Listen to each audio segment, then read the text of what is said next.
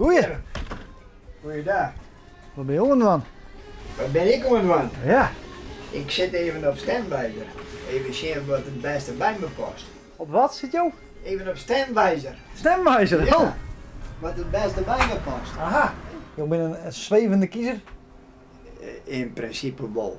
Ja. Alhoewel ik heel erg neig naar de dierenpartij. De laatste keer dat ik gestemd heb, dan stem ik ten meestal op. Oké. Omdat ik het wel met dieren te doen heb. Oh ja. Ik in die vee-industrie, als je ziet hoe ze daar met de beestjes omgaan, vind ik het verschrikking.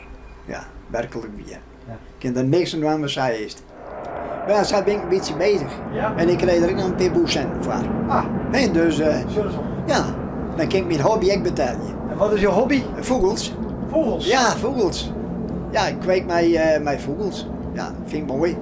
Wat voor vogels? Net om rond te verzeen, maar gewoon omdat ik het prachtig mooi vind. Net een vogel voor mij die bij een handelaar komt. Nee? Nee. Maar gewoon om de veren? Of wat voor vogels hebben we het hoor? Ik heb Portugese harlekijnkanarisch. Ik heb...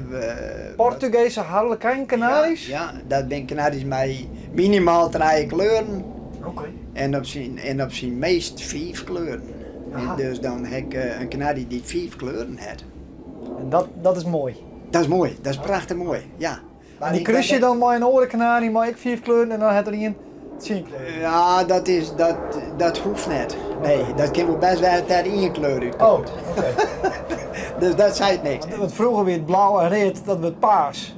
Maar dat is maar de Portugese Canaries net altijd zo. Nee, maar ze dachten vroeger ik altijd in gele kanaries bij elkaar, dan komt het er geel uit. Dat is niet waar. Oké. Nee, want dan wist net wat de ondergrond is van die kanaries. Nee. Hè? Voor hetzelfde komt die gele kanarie uit een bonte kanarie. Ja. Nou, dan als het dan 2 geel bent, dan komt er echt weer bont uit. Dat Oh, ja. wist net. Dat ik gewoon zo. Want dan wist net wat de paak en beppen Dat wist net wat voor kleuren paak en beppen hier. Ja. Nee, daar wist niks van.